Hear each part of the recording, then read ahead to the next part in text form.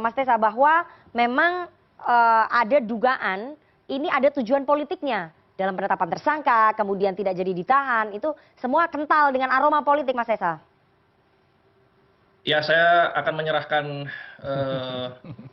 percakapan politik kepada Politisi. Bang Adian dengan Bang Khairul Umam ya, karena itu merupakan ranahnya dan keahlian beliau-beliau yang ada di studio saat ini. Jadi saya Tapi KPK menegaskannya gimana?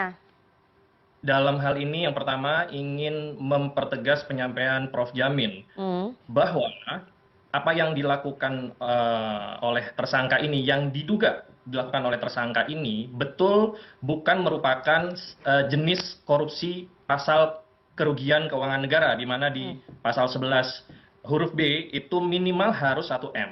Tetapi sebagaimana yang disampaikan Prof. Jamin itu ada kuncinya dan atau di sini adalah ada keterlibatan penyelenggara negara yang disangkakan dalam hal ini adalah penyuapan terhadap saudara Wahyu Setiawan.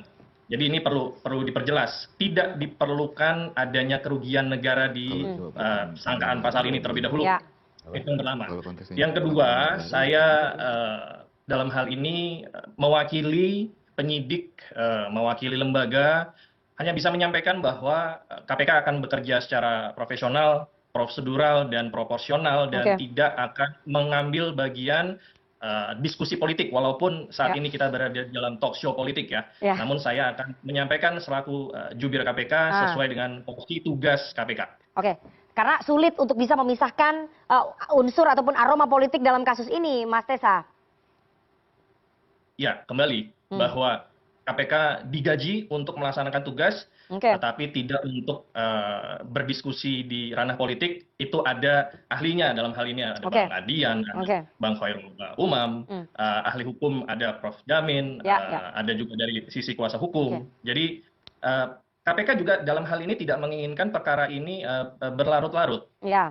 Oleh sebab itu, maka yang pertama dilakukan untuk bisa menyelesaikan rangkaian ini, penyidik, jaksa penuntut umum, pimpinan meyakini bahwa adanya bukti permulaan yang cukup untuk mentersangkakan saudara HK. Dan semakin cepat, kita sama kok frame-nya, semakin cepat perkara ini bisa segera disidangkan, semakin baik. Karena nanti challenge-nya antara jaksa penuntut umum dengan kuasa hukum dan ahli, saksi, tersangka maupun hakim itu nanti di sidang pengadilan. Baik. Meskipun KPK tidak mau membahas ataupun tidak mau menanggapi ya soal rumor aroma politik, tapi masalahnya ini Ketua Umum PDI Perjuangan Bu Mega kayaknya pengen banget nih ketemu sama para penyidik KPK. Kita dengarkan sama-sama. KPK, masuk nggak ada kerjaan lain? Yang dituding, yang diubrak-ubrak hanya Pak Hasso gue. Orang kalau nggak salah, mbok yo jadi pura-pura kon salah. Ini kayak Pak Hasso ini.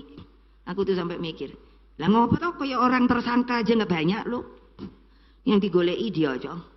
Masa sih yang lain nggak dibegitukan, hanya kita aja digebak-gebuk dengan cara sepertinya ini adalah sebuah yang sah. Oke, itu tadi pernyataan Ketua Umum PDI Perjuangan Ibu Megawati Soekarno Putri pada saat berpidato di hari ulang tahun PDI Perjuangan yang ke-52. Bang Adian, apa maksud Ibu Megawati menyampaikan ini? Karena sinyal di luar yang kita tangkap adalah seperti memberikan tekanan psikologis kepada KPK begitu. Ada pasal 1 obstruction of justice, ada yang bisa kita perdebatkan terkait dengan pasal 11 tadi ayat 1. Ini tadi dulu pernyataannya dulu. Sebentar. Nah, rangkaian itu kemudian membangun sebuah analisa yang sepertinya kok kita ini dipaksain gitu loh. Perdebatan hukumnya kok kayaknya dipaksa banget. Lalu terakhir Ibu Mega katakan ada yang mengincar kursi ketua umum. Kita berpikir begini. Kalau kemudian ada yang meng-out kongres kita, lalu merebut kursi ketua umum ataupun sekjen, bagaimana sih kekuatannya dapatkan? Dia dapatkan 110 kursi DPR RI, dia dapatkan per hari ini 260 kepala daerah, lalu dia dapatkan lebih dari 3.000 DPRD provinsi dan kabupaten. Full power. Full power. Kenapa itu mau direbut? Karena kalau bisa direbut, semua itu dia dapatkan. Pernah nggak terjadi begitu? Pernah terjadi. Dalam satu malam, dalam satu peristiwa pendek, terjadi peralihan 3 bulan sebelum seharusnya peralihan itu terjadi. Toh, apa yang didapatkan? Seluruh anggota DPR itu didapatkan. Semua kursinya, semua kabinetnya, semuanya didapatkan. Ini politik, Mbak. Kalau kemudian ada hukum yang ditabrak, pasal tidak ditetapkan segala macam. Boleh nggak kita melakukan analisa politiknya? Ya. Apalagi mendekati momentum politik besar buat internal partai kita, di mana kita punya kekuatan politik sangat besar. Boleh nggak kita mengkaji itu secara politik? Boleh dong. Oke, kenapa? Nggak dapat jawaban pasti tentang obstruction of justice. Di sisi lain misalnya, oke, ini dan atau kita perdebatkan. Ada KPK 90 orang lakukan pungli. Menurut pasal KUHP 368 kalau tidak salah, ancaman hukuman 9 tahun.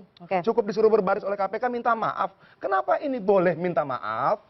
Ini dikejar semuanya. Oke, jadi tadi pernyataannya Bu Mega itu memberikan tekanan psikologis nggak kepada KPK? Lalu penjelasan KPK bahwa kemudian itu sanksi berat versi Dewas KPK berdasarkan surat Dewas KPK. Katanya seperti itu. Bagaimana ceritanya surat Dewas KPK mengalahkan undang-undang? Baik. Oke, rangkaian peristiwa, kok aneh? Ketua Umum sampaikan warning pada kita kadernya. Siap-siap. Ini peringatan buat kita semua. Siap-siap. Akan ada sebuah gejolak besar, badai besar yang menghantam partai kita dalam beberapa waktu ke depan. Apa yang harus dilakukan partai? Konsolidasi, berjalan bergandengan tangan, jangan mau diadu domba dan sebagainya. Jadi itu bagian dari warningnya Ibu Mega kepada KPK. Dan kita siap, kita sambut di bawah ribuan orang sudah cap jempol darah. Ganggu partai kita, kita pasti ngelawan. Oke, tapi kan nggak ada yang akan ganti ketua umum. Mana kita tahu? Mana kita tahu? Ini politik, Mbak.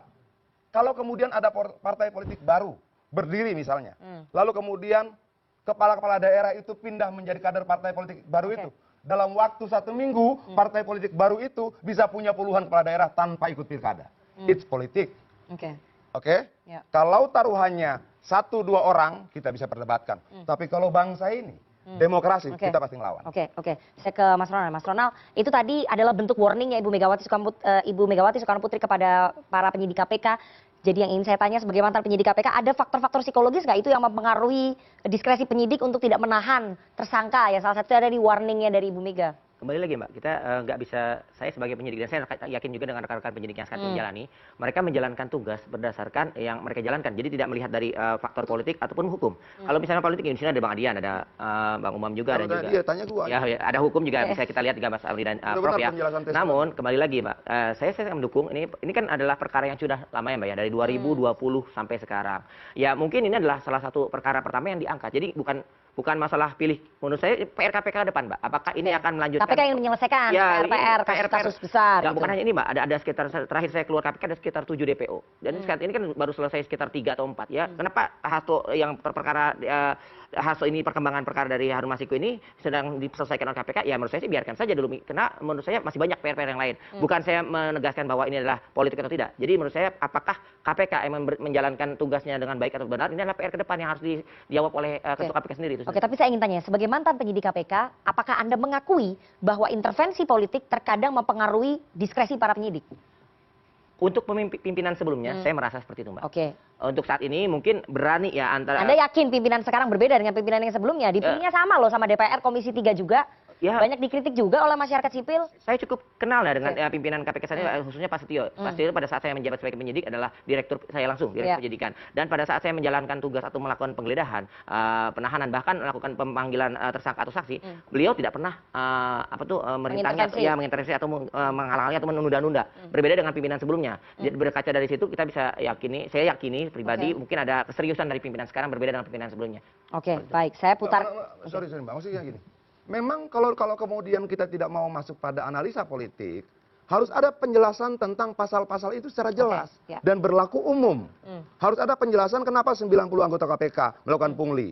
Ancaman hukuman 9 tahun, sebentar loh. 9 tahun kok bisa kelar dengan minta maaf? Kenapa kemudian kok bisa kena pasal obstruksi? Sementara misalnya kemarin itu ada pernyataan mantan anggota DPR dari PDI Perjuangan yang katanya Pak Hasto itu dilindungi. Itu pintu masuk loh. Untuk melihat obstruction of justice-nya itu loh. Kenapa enggak gitu loh. Panggil minta pertanggungjawaban pernyataannya gitu loh. Kalau obstruction of justice ini kan tidak bisa oleh pelaku karena dia punya hak ingkar atau Pak Jamin Ginting toh. Artinya bukan pelaku. Nah ini bukan pelaku. Berani nggak KPK panggil? Nah kalau semuanya berlaku adil, kita bisa sisihkan itu. Analisa politik. Tahan dulu Bang Adian, saya mau putarkan lagi ya. Karena kenapa kita masuk ke dalam lobby politik? Karena memang kami mendengar ada lobby politik. Kita dengarkan sama-sama pernyataan Ibu Megawati Soekarno Putri yang berikut ini. Pak Prabowo nih, orang mikir saya sama dia itu wah kayaknya musuhan atau apa. Enggak.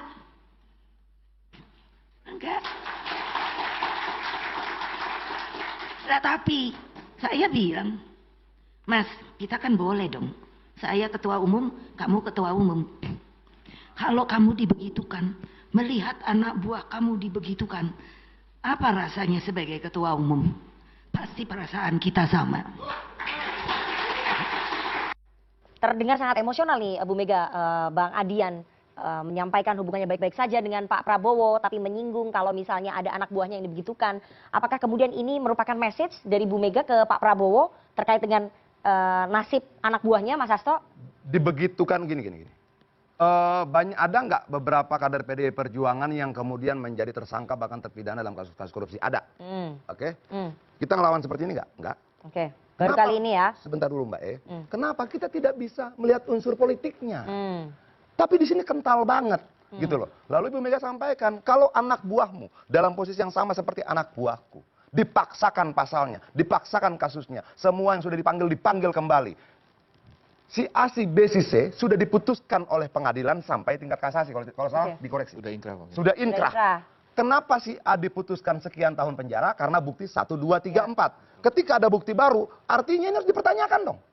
Kelamaan hukumannya atau terlalu kecil hukumannya. Kenapa buktinya tambah? Nah, itu dipaksakan, Mbak. Semua yang sudah terpidana dipanggil kembali, ditanya kembali, pertanyaan yang sama. Dan dijawab. Dalam semua BAP, pemeriksaan yang menjadi alat bukti dalam persidangan, semua katakan tidak ada aliran uang dari sekjen. Makanya itu tadi sinyal yang dikirimkan Bu Mega. Sebentar dulu. Itu sudah menjadi bagian dari pertimbangan dan keputusan majelis hakim dari tingkat negeri sampai inkrah. Jadi ini sinyal yang dikirim Bu Mega ke Pak Prabowo untuk bisa sama-sama merasakan bahwa anak buahnya sedang diperlakukan tidak adil begitu. Loh, ini kan, nah kemudian Ibu Mega sampaikan kalau itu terjadi pada anak buahmu, bagaimana rasanya? Itu loh. Nah, tapi kalau dikatakan ini lobby politik, begini loh Mbak. Kita ini partai politik, Kita akan melakukan semua langkah.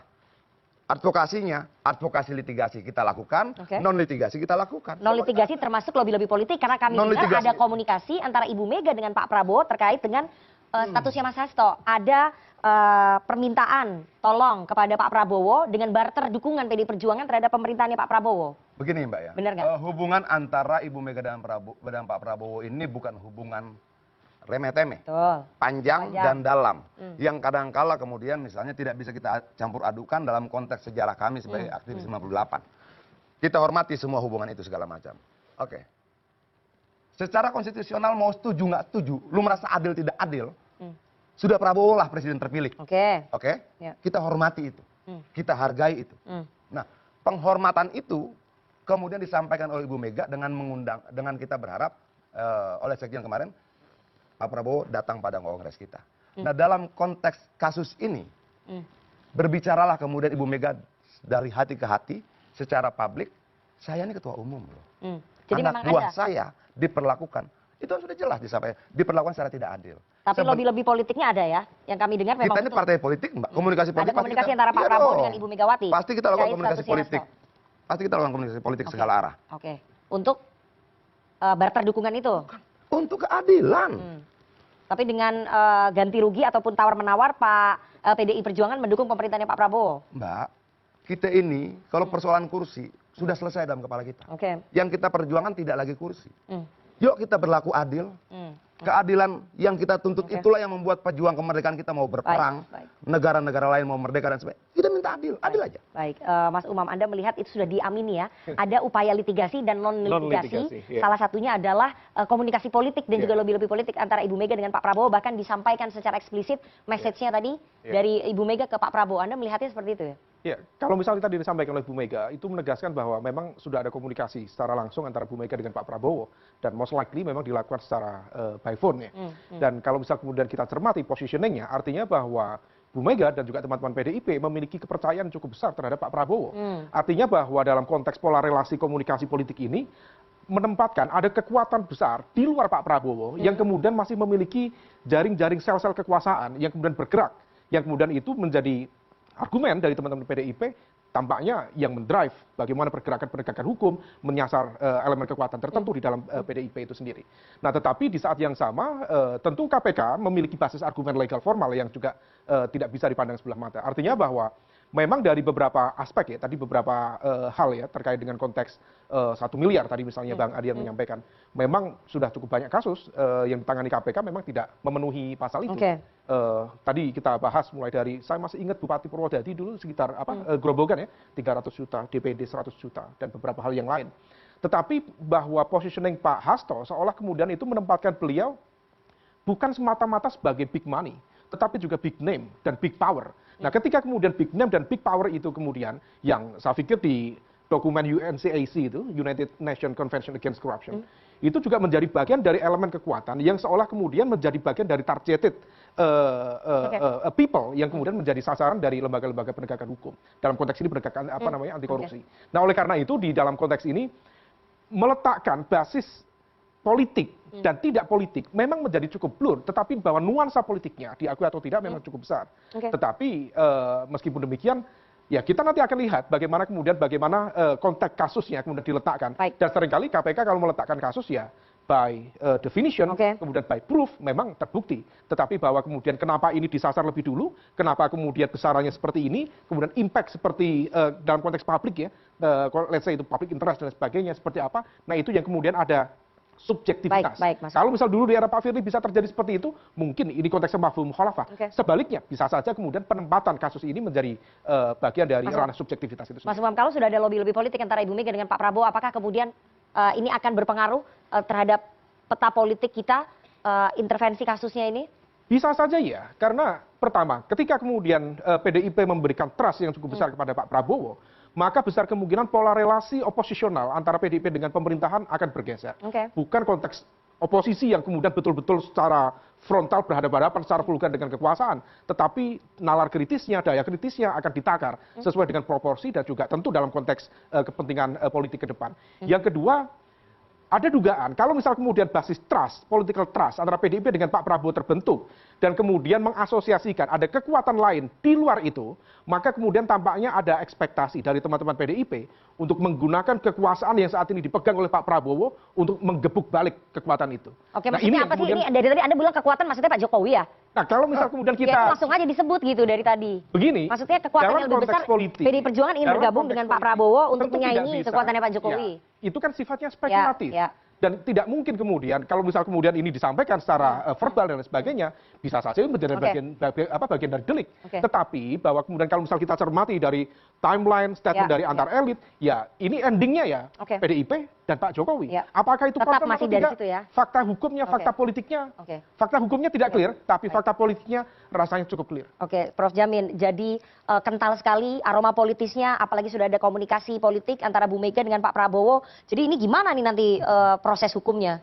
Ya, kalau kita menjadikan hukum sebagai panglima, saya kira lobby-lobby politik itu bukan menjadi hal yang utama ya. Kalau kita taat kepada aturan itu. Masalahnya selama ini ya terjadi. Ya, tentu kalau produk hukum itu ada produk politik kita setuju. Tetapi kalau hukum yang dipolitisasi kita nggak setuju begitu. Artinya jangan sampai aturan hukum ini menjadi alat untuk meluruskan keinginan politik. Itu kan nggak benar gitu ya.